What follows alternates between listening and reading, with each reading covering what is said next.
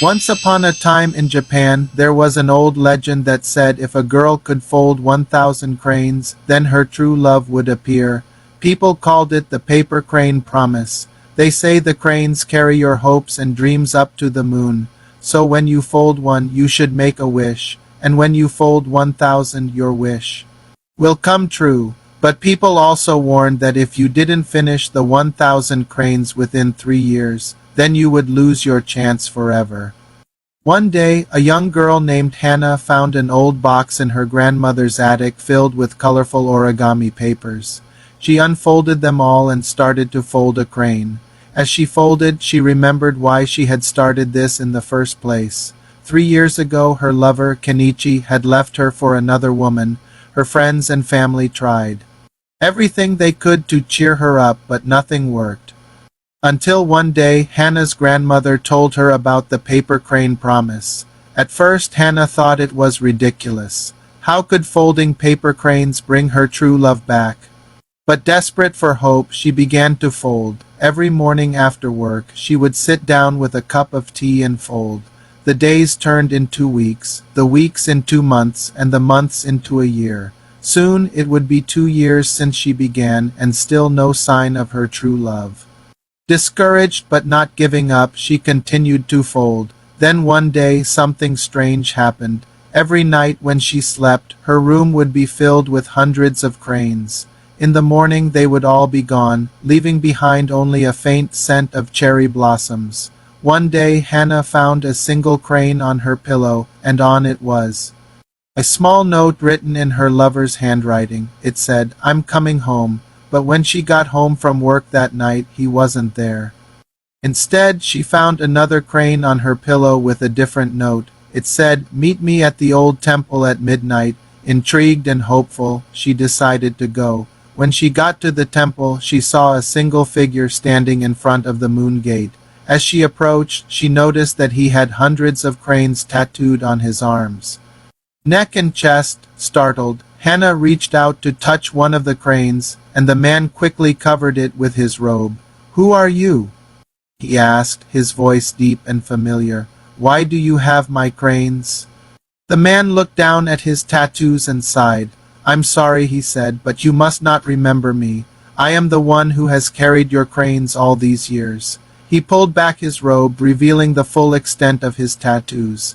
"These are all the cranes you have folded over the past 3 years," he said. "But how? How is this possible?" he asked, looking up at her with sad eyes. "How can you remember me?" "I don't understand," Hannah whispered, tears welling up in her eyes. "But I knew you would come for me," the man said softly. "I knew you would find a way to bring me back to you." He stepped closer, and she could see the pain etched on his face.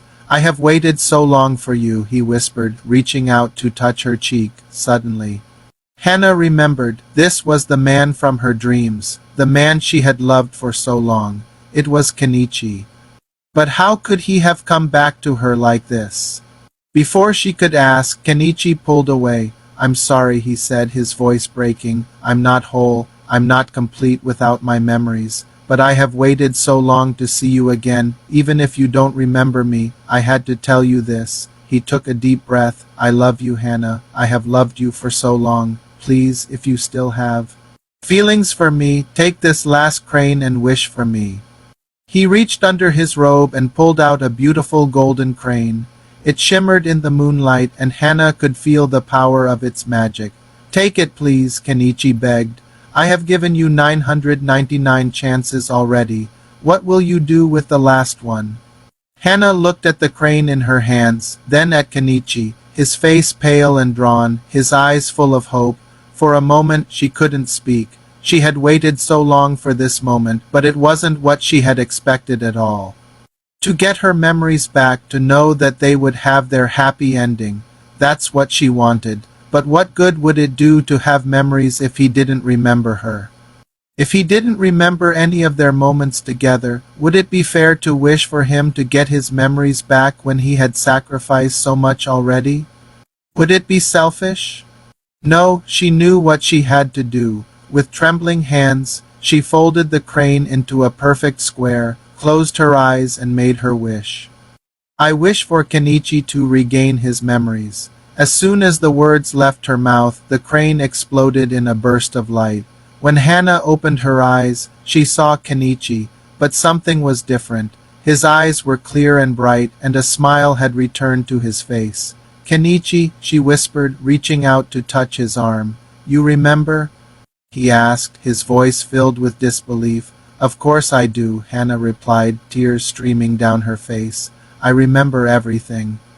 Kenichi pulled her into the tightest hug ever. I'm so sorry, he whispered, his voice cracking. I'm so sorry I left you. I never meant for it to happen. It's all right, Hannah said, stroking his back. It's all in the past now. What matters is that we're together again. Then suddenly Kenichi pulled away. Wait a minute, he said. Confused. What are these? He looked down at the tattoos on his body, then back at Hannah. They're gone, he whispered in a, Your cranes, Hannah said, smiling, they're gone. Together they walked out of the temple and into the soft glow of dawn. As the sun rose, casting its warm light over the land, they knew that their love story wasn't over. They had lost so much, but they had found each other again, and that was all that mattered. Many years later, Hannah and Kenichi were sitting in their garden, sipping tea and watching the sunset. They were surrounded by their children and grandchildren, and their hearts were full of love and gratitude. Do you remember the day we met at the temple, Kenichi? Hannah asked, a soft smile on her face. Of course I do, Kenichi replied, taking her hand. How could I forget? It was the day our love story began again. Yes, Hannah said, gazing into his eyes, and it all started with a box of old origami papers. Kenichi chuckled. Without those cranes, we might never have found our way back to each other. But it wasn't just the cranes, Hannah said, squeezing his hand. It was our love. Our bond was stronger than anything. Even the magic of the cranes couldn't break it. As the stars twinkled above them, Hannah and Kenichi knew that their love story was far from over. They had been through so much, but they had come out of it all stronger and more grateful than ever before. The paper crane promise had brought them back together, but it was their love that had kept them together all those years. And they knew that as long as they had each other, they could face anything. The end. Now fold this magical romance and wish for forever. Did you like this Japanese love story? If yes, then here's another Japanese fairy tale you can watch. See you next time.